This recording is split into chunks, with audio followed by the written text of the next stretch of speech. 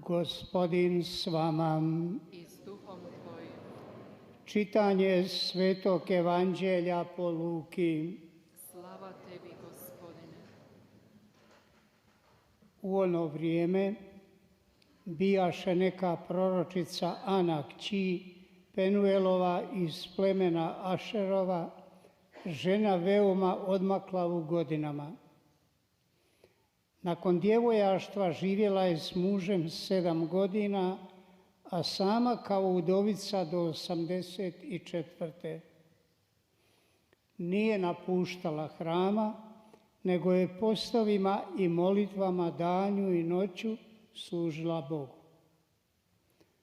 Upravo u taj čas nadođe, hvalila je Boga i svima koji iščekivahu otkupljenje Jeruzalema pripovjedala o djetetu. Kad obaviše sve prema zakonu Gospodnjem, vratiše se u Galileju, u svoj grad Nazaret. A dijete je raslo, jačalo i napunjalo se mudrosti i milost je Božja bila u njemu. Riječ Gospodnja. Slava tebi, Kriste.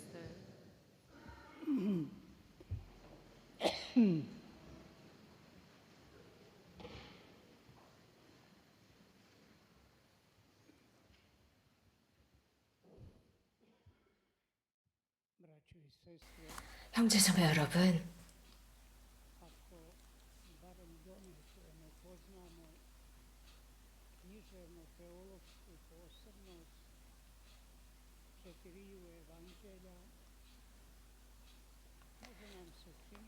우리는 공관복음의 기초신학과 철학을 잘 알고 있습니다. 그런데 이 복음사가들은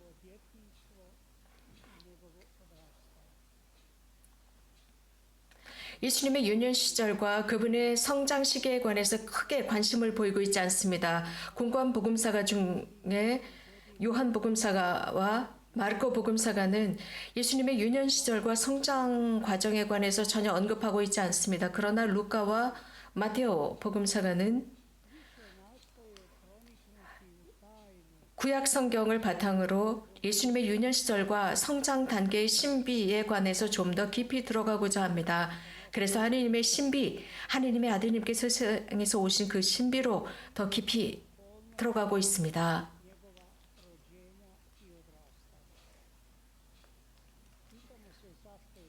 그래서 예수님의 성장 단계와 유년 시절에 관해서 또 상세하게 전하는 두 복음사가이기도 합니다.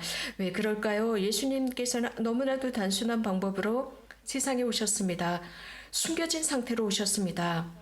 아주 단순한 너무나도 평범한 가정 안에서 탄생하셨습니다. 그래서 동시대의 그 어린이들처럼 조금씩 성숙의 단계를 거쳐갑니다. 아주 흥미로운 것은 예수님께서 30살 되던 해에 가정을 떠나시는 모습, 그리고 제자들을 모아들이십니다.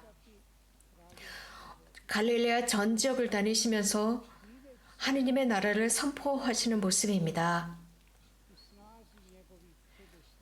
예수님의 말씀 속에 담겨있는 지혜와 그분의 활동의 힘을 보고 당대 사람들은 때때로 질문을 합니다. 이러한 지혜가 도대체 어디로부터 오는 것일까? 죄인들을 용서할 수 있는 힘이 어디로부터 오는가? 심지어는 마귀들에게 명령할 수 있는 힘이 어디로부터 오는가? 예수님께 호의를 지니고 예수님의 하느님의 활동에 개방되어 있었던 사람들, 즉 하느님의 백성 속에서 이런 사람들은 점차적으로 예수님을 인정합니다. 예언자들에 의해서 약속되고 선포된 메시아라고 인정을 하고 그분의 설교를 듣기 위해서 쫓아다닙니다. 반대로 다른 사람들은 예수님을 부정합니다. 그분의 가르침은 그들의 양심을 마구 건드렸기 때문입니다. 그리고 그들에게 회개를 요구하는 말씀이었기 때문에 그들은 싫어했습니다. 결국 예수님을 예수님에게 아주 수치스러운 사형 선고를 하도록 했습니다. 그러나 성부께서는 그런 예수님을 부활시키셨습니다. 이런 식으로 예수님께서 공생활 중에 하신 모든 것들을 증명했고 제자들은 그것을 믿었고 보았습니다. 특히 그분의 부활이 이러한 모든 것들을 증명해냈습니다. 그분의 삶 자체의 충만함을 드러냈습니다. 이러한 충만한 믿음은 흥미로운 부분으로 흘러갑니다. 곧 예수님의 지상 삶에서입니다. 그런데 그것이 어떤 재미있는 스토리로서가 아닙니다. 나자렛의 잘생긴 사랑스러운 아기의 어떤 흥미로운 스토리로 끝나는 것이 아니라 하느님의 약속의 스토리입니다. 그래서 그 아기 안에 인호처럼 박혀있는 바로 그 약속입니다. 그 아기의 탄생의 순간, 수태의 순간부터 각인되어 있었던 하느님의 아들입니다. 태어나셨고 유년 시절 성장 시기도 숨겨져 있었습니다. 이러한 방법으로 우리는 예수님의 이 유년 시절, 특별히 오늘 우리가 들은 루카복음의 간단한 말씀을 이런 관점에서 묵상해야 합니다. 여기에 예언을 하는 한나가 등장합니다. 마리아와 요셉의 아기, 그 아기 예수님 속에서 메시아를 봅니다. 그리고 다른 사람들에게 기쁘게 소문을 냅니다. 거룩한 소문을 내기 시작합니다. 루카 복음사가는 구약 성경을 묵상합니다. 그래서 바로 이러한 성전에서 있었던 특별한 이 에피소드를 잘 기록하기 위한 것이었습니다. 마리아와 요셉이 아기를 성전에 봉헌합니다. 아들을 봉헌했을 때 첫 번째 등장하는 것은 사실 한나는 열심한 여자로 끝나는 것이 아니라 예언하는 여인이었습니다. 예언녀였습니다. 그래서 성령으로 충만한 여인이었습니다.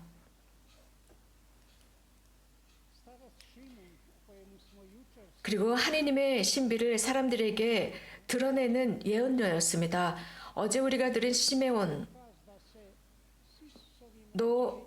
성전에 있었고 시메온과 한나는 아기 예수님의 탄생을 이미 알고 있었고 하나님께서 예언자들을 통해서 약속해 주신 것이 실현되리라 평생을 믿고 살아왔던 사람들이었습니다. 그래서 마지막 시기에 하나님의 아들 메시아가 오시리라는 것입니다. 요엘 예언자를 통해서 말씀하신 것입니다. 너희의 자식들이 예언을 할 것이다. 너희들의 청년들이 환시를 볼 것이다. 남녀 종들에게 그날 내 영을 부어주겠다 라고 말씀하셨습니다. 이런 하느님의 성령의 감도를 받은 예언녀 한나는 하느님을 찬미하기 시작합니다. 그리고 아기에 관해서 자기가 만나는 모든 사람들에게 거룩한 소문을 냅니다. 예루살렘의 구원을 기다리던 사람들에게 이 에피소드를 전합니다. 하지만 하느님께서는 그의 이름, 그녀의 이름, 그의 아버지의 이름은 이미 한나의 사명을 드러내주고 있습니다. 한나라는 뜻은 히브리어로 하느님은 자비하시다라는 의미입니다. 그리고 한나의 아버지 푸노엘은 하느님은 빛이다라는 의미입니다. 예수님께서는 좋으시고 자비하신 하느님을 선포하십니다. 그리고 당신 자신에 관해서는 빛으로 세상에 오셨다라고 하셨습니다. 모든 사람들을 비추시기 위해서 오셨다고 했습니다. 그래서 누구든지 그분을 믿는 사람은 어둠에 남아있지 않을 것이라고 하셨습니다. 이러한 모든 것은 이미 하느님께서 오래전부터 예언자들을 통해서 약속해 주신 것입니다. 그리고 구원 겪는 역사의 결정적인 순간에 드러납니다. 이 단순한 여인, 평범한 예언녀 한나, 성전에서 기도하고 단식하면서 하느님을 섬기던 사람을 통해서 드러납니다. 오늘 전례의 메시지는 부분적일 수 있습니다. 곧 우리가 일독서를 제대로 묵상하지 않으면 부분적일 수밖에 없습니다. 오늘 일독서는 요한 1서의 말씀입니다. 오늘 루카복음의 관점에서 요한 오늘 일독서를 읽어보면 요한의 경고를 들을 수 있습니다. 요한은 그리스도인들에게 경고와 조언을 하고 있습니다. 시련을 겪고 있는 그리스도인들입니다. 다시 말씀드리면 하나님의 약속을 잃은 사람들, 시험 중에 있는 그리스도인들을 향한 조언입니다. 우리가 이미 들은 것처럼 모든 자녀 여러분이라고 합니다. 그래서 여러분을 얼마나 사랑하는지 하나님께서 하나님의 자녀들의 구원을 얼마나 바라시는지라고 쓰면서 여기에서는 젊은이, 아버지 그러면서 젊은이나 어른들에 관해서 언급을 하는데 여기에서 어떤 특정 부분에 관해서만 특정인에 관해서 말하는 것이 아니라 자신의 메시지의 핵심을 언급하고자 합니다. 그 메시지의 핵심은 예수 그리스도를 통해서 그들 바로 여기에 호명되는 모든 사람들의 죄와 악이 용서받았다는 것입니다. 그래서 더 이상 악한 생활로 돌아가지 말라고 강조하고 있습니다. 세상을 사랑하는 사람은 세상에 속한 사람이라고 했습니다. 요한이 세상에 관해서 언급할 때 세상이라는 의미는 하나님의 좋은 어떤 창조물 혹은 사람들이 살고 있는 어떤 공간을 의미하는 것이 아니라 여기에서 말하는 세상이라는 개념은 그리스도를 반대한 죄를 의미하는 것입니다. 그 세상은 악의 지배를 받고 있는 것을 의미합니다. 그래서 예수님께서는 이 세상을 세상의 지배자, 세상의 주인이라고 말씀하셨습니다. 세상에 악의 권력을 지닌 것을 의미합니다. 사람은 항상 이런 악의 힘에 지배를 당할 수 있습니다. 그래서 요한은 조언을 하고 있습니다.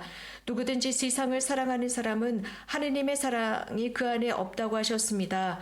세상에 있는 모든 것은 육의 욕망과 눈의 욕망과 살림살이에 대한 자만, 이것은 아버지에게서 온 것이 아니라 세상 곧 악에서 온 것이다 라고 언급하고 있습니다.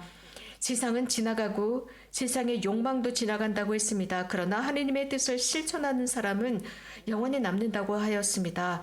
욕망, 여기에 욕망이 3번 언급되고 있습니다. 요한은 여기에서 눈먼 사람이 누구인지 또 이웃을 사랑하는 사람이 누구인지 언급하고 있습니다. 한 영성 작가는 이렇게 조언하고 있습니다. 우리들의 질문은 다름 아닌 무엇을 해야 할까여야 합니다. 이러한 질문을 이렇게 바꾸어 놓을 수 있습니다. 우리가 누구로부터 무엇을 받을 수 있을까? 사람들은 가장 먼저 다른 사람들에게 주기 위해서 받아야 합니다. 오늘 성서 말씀은 그리스도를 기억시킵니다. 그리스도로부터 많은 것을 받았고 받고 있습니다. 그렇기 때문에 우리는 이것을 보지 못하는 눈먼 사람인 척하지 말아야 합니다. 이기적이지 말아야 합니다. 세상을 향하지 말고 좋으신 하느님, 모든 이들을 향해서 자비로우시고 관대하신 하느님께 향해 있어야 합니다. 우리만을 생각하는 것이 아니라 모든 일을 생각해야 합니다.